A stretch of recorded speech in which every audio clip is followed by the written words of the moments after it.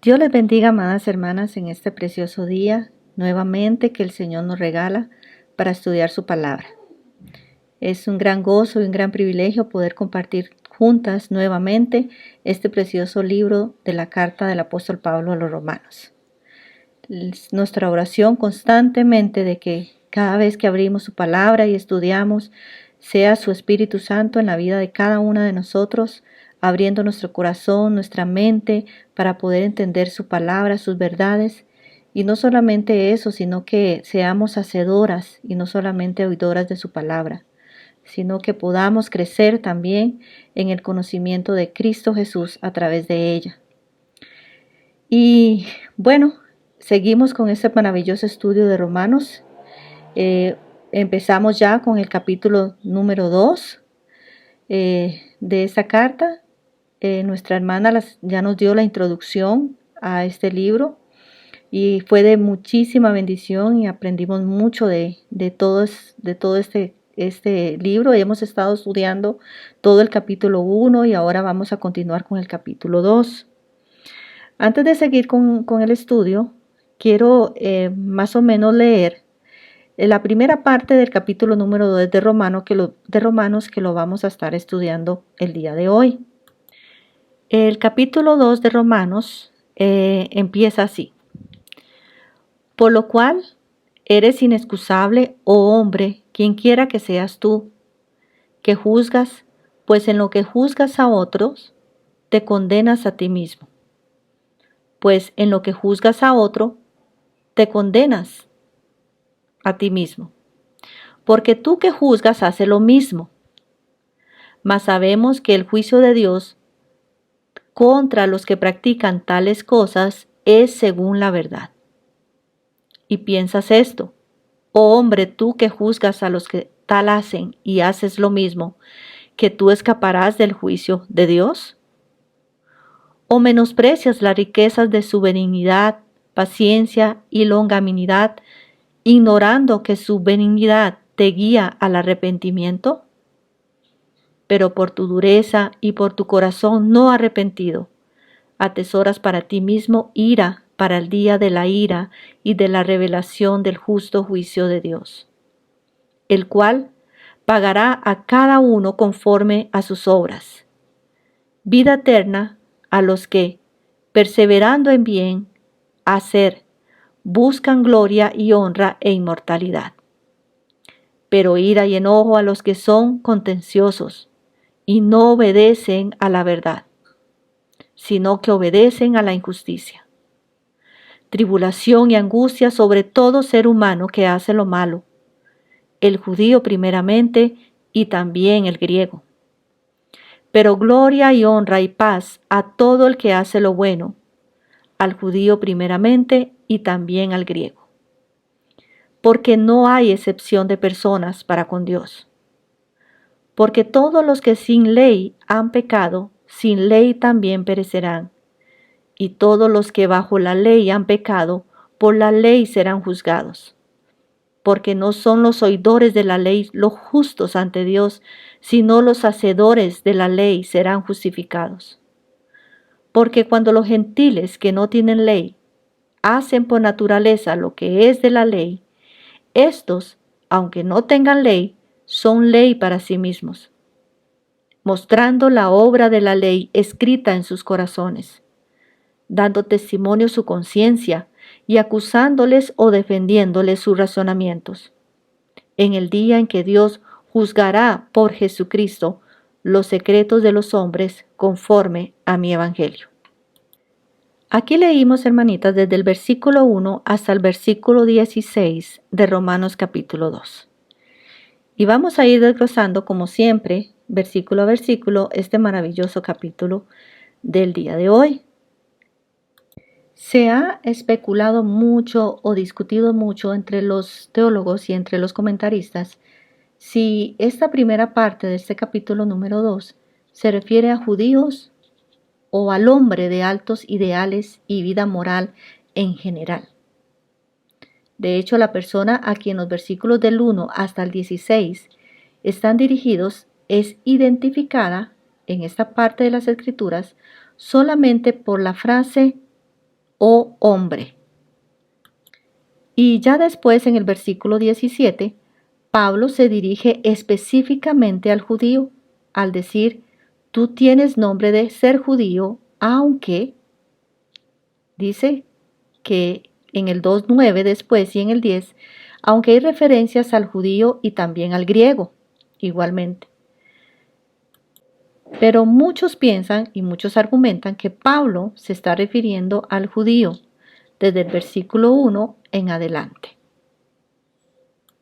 Pero, no obstante, para algunos también entienden que aunque es a partir del versículo 2:1 en que Pablo se refiere principalmente a los judíos, usa aquí también Pablo un lenguaje suficientemente general como para que se aplique esta palabra no solamente al judío, sino a todo el mundo y no solamente al judío. Ahora, parece extraño que un libro dedicado a la presentación de unas buenas noticias del Evangelio empiece con tan malas noticias. Los primeros capítulos de la carta a los romanos se dedican a revelar la condición triste y negativa en que viven todos los hombres. Describe a toda la humanidad sin excepción con el mismo fallo, ¿cuál? Todos somos culpables. Sin embargo, tenemos que reconocer que este solo es el punto de partida.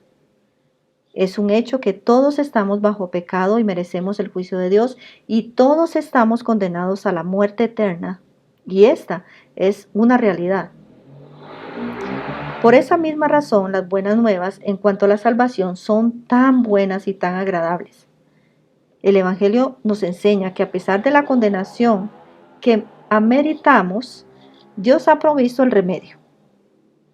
Aunque merecemos la muerte, Dios nos ha dado la vida.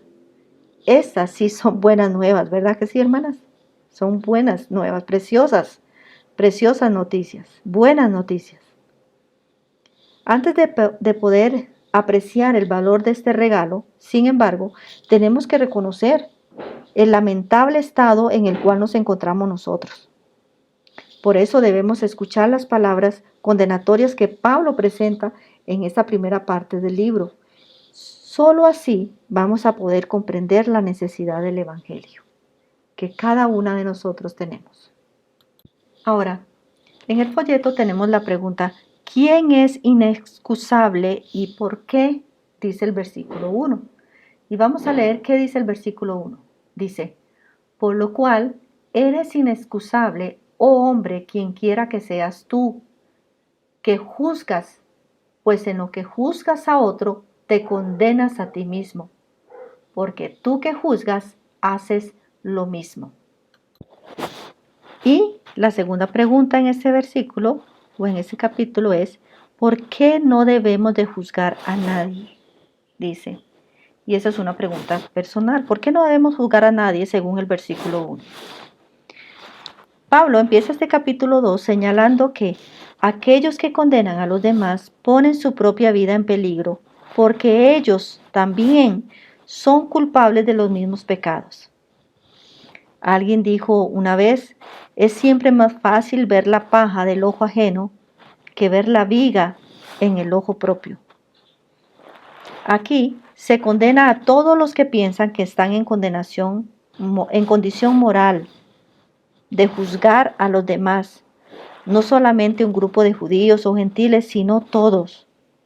Dice ahí más adelante, quien quiera que seas. La acción de juzgar en este versículo tiene el sentido de condenar. No son culpables de las mismas acciones, pero son culpables de la misma clase de conducta.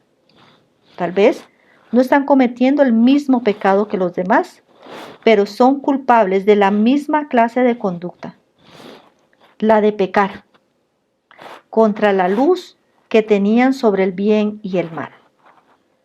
Tal vez algunos de nosotros dirán, bueno, yo no hago los mismos pecados que hacían los gentiles. Yo no cometo los mismos pecados que el apóstol Pablo mencionó en los capítulos número 1 y en la lista de pecados que nos dio. Yo no hago esas cosas. Pero igualmente, cada uno de nosotros somos culpables de la misma conducta. ¿Cuál conducta? De pecar.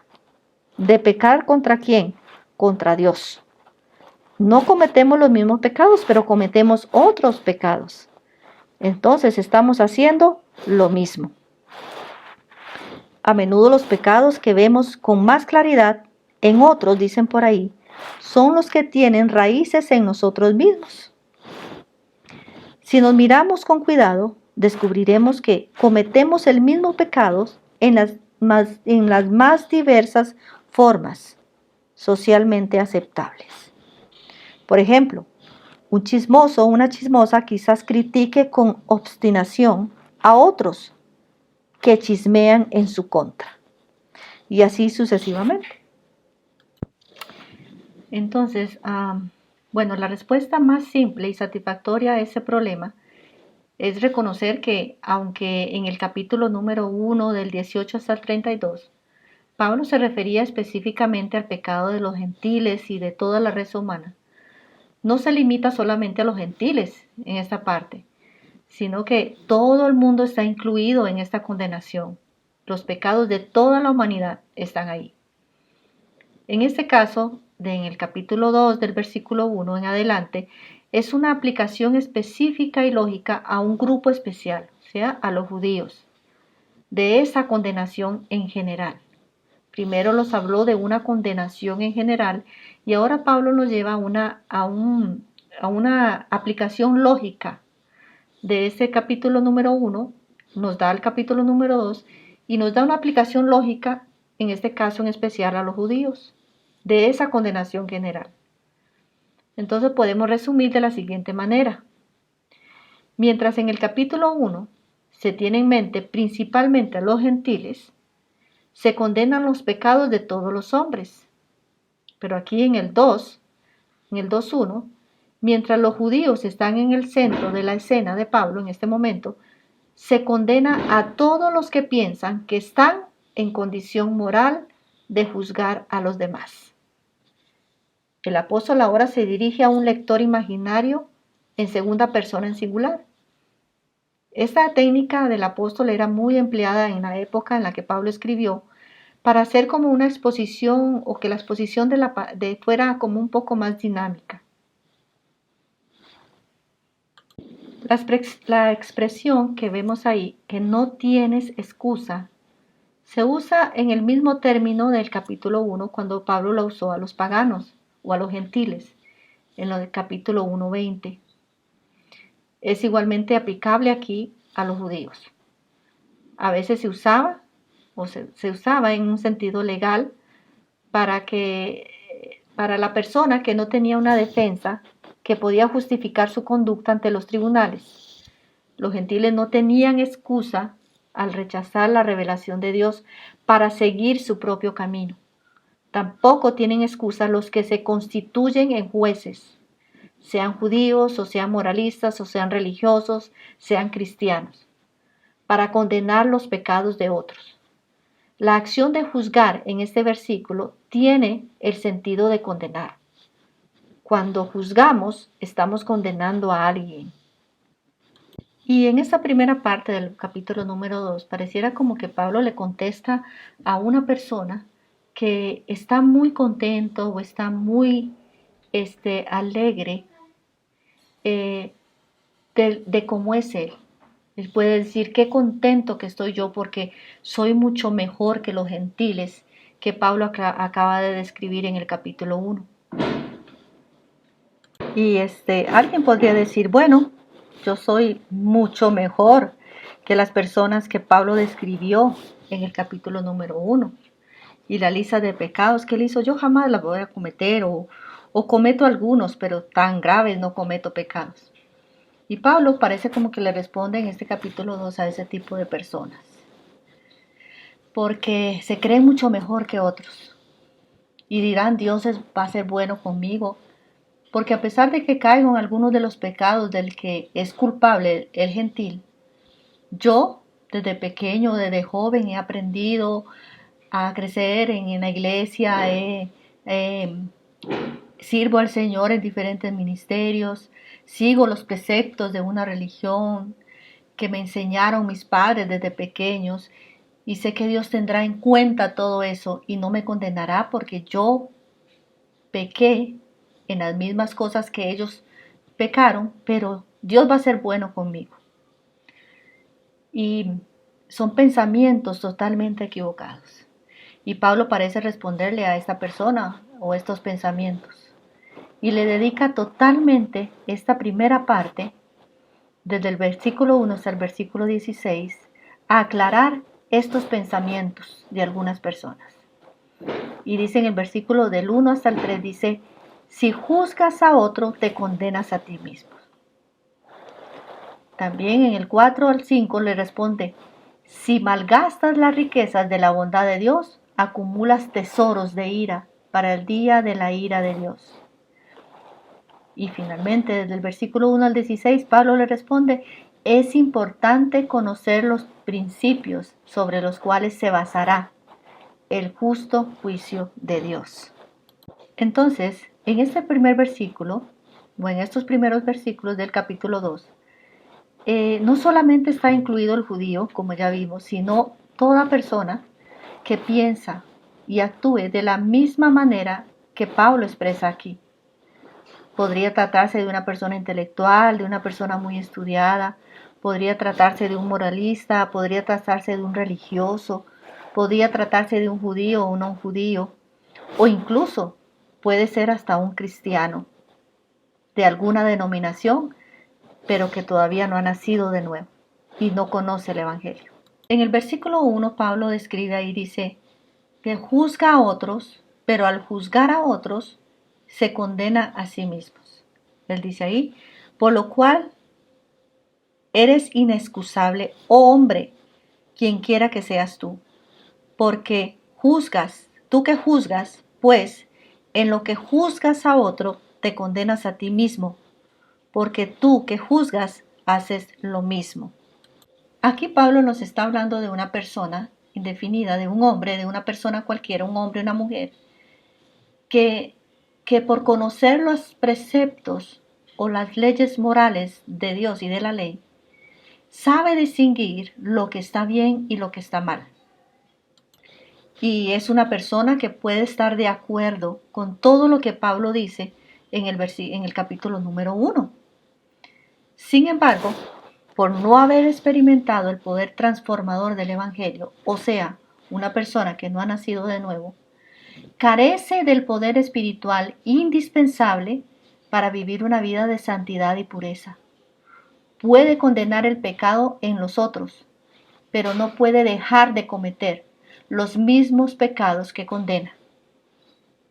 Este tipo de persona peca constantemente, sabe que está pecando contra Dios porque conoce la ley de Dios, condena a los que pecan contra Dios, pero no deja de pecar. He escuchado mucho, no sé si ustedes también, hermanas, el dicho que dice que cuando extendemos nuestro dedo índice para condenar a alguien, hay 3 dedos de nuestra mano que apuntan hacia nosotros. No podemos, hermanas, no podemos condenar a los demás sin vernos obligadas a confesar, soy culpable, pues hago lo mismo, según el versículo 1 del capítulo 2 de Romanos.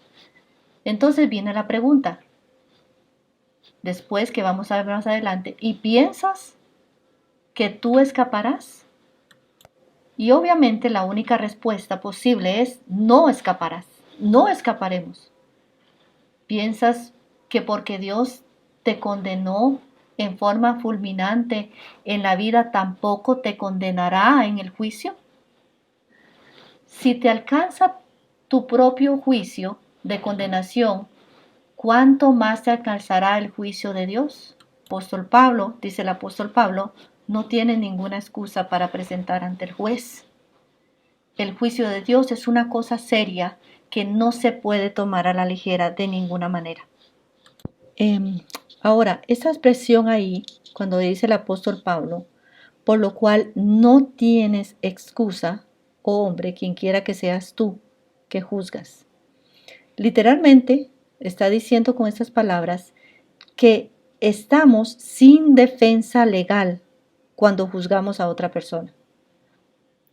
Estamos sin defensa legal. No tienes excusa. Eres inexcusable, como dicen en otras versiones. Somos inexcusables. No tenemos, nos quedamos sin una defensa legal.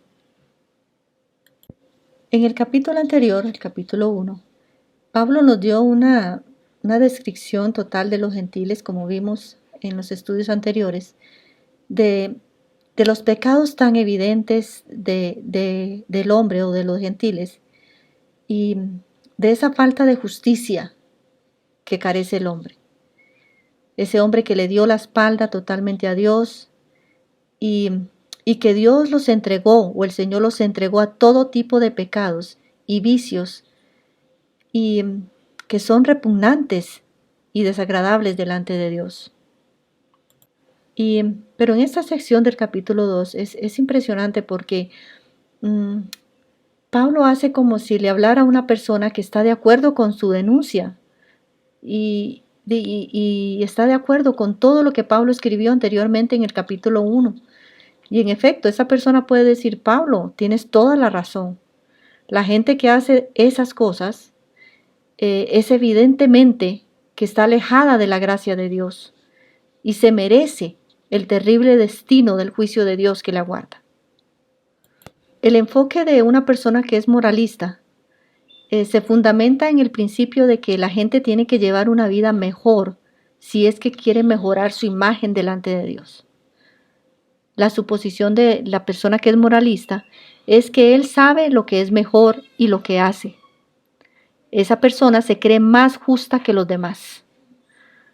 Por eso critica a otros y presume de aconsejarlos sobre cómo deben mejorar. La respuesta de Pablo es: espera un momento, no sea que por este camino llegues ciertamente a condenarte a ti mismo. Creyéndose muy superior a los demás, el moralista juzga a los demás. En este caso, en este contexto, condena las malas acciones que Pablo ha identificado como características de los gentiles. Pablo aquí no discute lo correcto de la evaluación que el moralista hace de la situación. Pablo está de acuerdo y nos dice: pero sabemos, dice después, que el juicio de Dios contra los que practican tales cosas es según verdad. Los pecados de los gentiles merecen castigo. Sin embargo, el problema es que en su arrogancia y presunción el moralista no ve que él mismo está cometiendo el mismo pecado. No ve que él mismo está cometiendo el mismo tipo de pecado. Y al hacerlo, cae en idéntica condenación, en realidad bajo su propia condenación. Pablo entonces pone de manifiesto tanto la arrogancia como la lógica equivocada de una persona que es moralista cuando le dice: y tú, hombre, que juzgas a los que hacen tales cosas y haces lo mismo, ¿piensas que escaparás del juicio de Dios? Pablo no alberga en sus pensamientos absolutamente ninguna duda de que la persona moralista o que tiene pensamientos moralistas, con su actual forma de pensar, no escapará del juicio justo de Dios. Sin embargo, la persona moralista no lo sabe ni está de acuerdo, de modo que protestará diciendo: pero yo no hago las mismas cosas que hacen los demás. Es por eso que me encanta a Pablo en esta parte, porque como buen maestro y como buen apóstol de Jesucristo, que lleva el mensaje verdadero del Evangelio, le hace otra pregunta relacionada con la anterior. Y después la vamos a ver con más detalle, pero él le dice ahí: o menosprecias las riquezas de su benignidad, paciencia y generosidad, ignorando que su benignidad te guía al arrepentimiento. Entonces el problema principal del moralista es que tiene un corazón impenitente, no arrepentido. Y esto es algo que se puede entender porque ha comparado su vida y su conducta con la conducta de los demás pecadores, con la conducta de los gentiles depravados. Al no practicar los mismos pecados según él o burdos pecados de aquellos, se siente moralmente superior y confía en su vida relativamente más moral, pensando que Dios lo acepta como es. Y el problema, hermanitas, aquí es que cuando nos comparamos con otras personas, podemos pensar que somos mejores que ellos. Podemos pensar que nuestra vida es mejor, que no pecamos, no cometemos los mismos pecados que los demás y que somos tal vez moralmente un poquito mejor que los demás. Pero nuestra vida no la debemos comparar con los demás, sino nuestra vida la debemos de comparar con Jesucristo. A la par de Jesucristo, ¿cómo es nuestro corazón? A la par de Jesucristo, ¿cómo es nuestra vida? Recuerden que la vida de Jesucristo es nuestro modelo a seguir. A Él es el que tenemos que imitar. Él es nuestra medida. Él es nuestra medida para llegar a ser como Él. No es mi hermana, no es las gente de la iglesia, no son mis amigos. No, mi manera de conducirme debe ser igual a la de Cristo. Entonces, una persona moralista se compara con los demás y piensa que es mejor que los demás y puede ser. Pero, ¿qué pasa cuando se compara con Jesucristo? Este tipo de personas se miente a sí misma, en realidad, con una medida equivocada. O se mide a sí mismo también con una medida que está equivocada, porque nuestra medida debe ser la medida de Cristo y no la medida de los demás. En lugar de fijarse en la mala conducta de los gentiles, debió ver la bondad y la tolerancia y la paciencia de un Dios amoroso que lo cuida día y noche. Y debió haber reconocido su obligación de amarlo de todo corazón, alma y mente, pero no lo ha hecho. En vez de hacerlo, al ignorar a este Dios, entonces, como le iba diciendo, hermanitas, el moralista, la persona moralista, en vez de darle gracias a Dios por su bondad, por su amor, en vez de hacerlo, ignora a este Dios bondadoso y paciente y tolerante y actúa realmente de manera opuesta. ¿Cómo? Menospreciando las riquezas de la gracia de Dios. Siendo así, el moralista no resulta mejor que los gentiles, que detienen con injusticia la verdad, como decíamos en el capítulo número 1, que no glorificaron como a Dios ni le dieron gracias, o que no quisieron tener en cuenta a Dios. El moralista actúa exactamente igual que un gentil sin Dios. Pablo entonces después continúa, como lo vamos a ver después, le quiere hacer ver a esta persona las inevitables consecuencias de este tipo de conducta, si es que no se arrepiente. El moralista que confía en sus propios méritos se compara con la vida y la conducta de los gentiles descarriados y llega a la conclusión de que es considerablemente mejor que los demás. Se siente cómodo con su vida y con sus actos y por lo tanto no ve ninguna razón para que arrepentirse. Pablo le hace notar que esa complacencia es una falsa ilusión, que es lo que vamos a ver en los siguientes versículos que vamos a ver después. En el versículo número 2, Pablo dice ahí: mas sabemos que el juicio de Dios contra los que practican tales cosas es según la verdad. Dice ahí la pregunta en el folleto, versículo número 2. ¿Según a qué es el juicio de Dios? El juicio de Dios es según la verdad. Y dice la otra pregunta del folleto, ¿contra quién es el juicio de Dios? Dice el versículo número 2, contra los que practican tales cosas. El juicio de Dios es según la verdad. Él no tiene una norma para los judíos y otra para los gentiles. Cualquiera que lea la lista de pecados de Romanos que hicimos la vez pasada en el capítulo número 1, desde el 29 al 32, no puede pasar por alto el hecho de que cada persona es culpable, por lo menos en uno de ellos. Hay pecados de la carne y pecados del espíritu, como podemos leer en 2 Corintios 7:1. Hay hijos pródigos y hay hermanos mayores, como dice Lucas 15, del 11 al 32. Al condenar a los gentiles por sus pecados, los judíos en realidad se condenaron a sí mismos. Cuando señalas a alguien con un dedo, como hemos dicho, los otros tres te señalan a ti.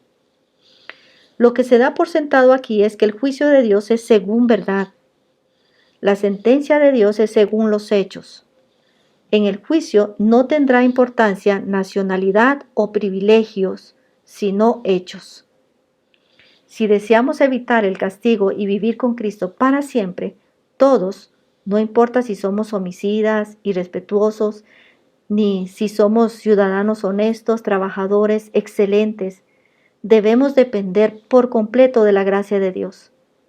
Pablo no discute si algunos pecados son peores que otros. Cualquier pecado es suficiente para llevarnos a depender de Cristo en cuanto a la salvación y la vida eterna. No hay otro camino aparte de Cristo, por medio del cual uno puede ser salvo del pecado y las consecuencias. Y todos hemos pecado reiteradamente, cada instante, día tras día, delante de Dios. Así, hermanitas, vamos a concluir este estudio del día de hoy. Llegamos hasta el versículo número 2 de Romanos, capítulo 2. Vimos el versículo 1 y 2. Espero que haya sido de mucha bendición y nos vemos en el próximo estudio de esta maravillosa palabra de Dios. Y esperando siempre, hermanas, que la gracia y la paz del Señor sea con todas y que tengamos una vida siempre glorificando a Dios en todo lo que hagamos.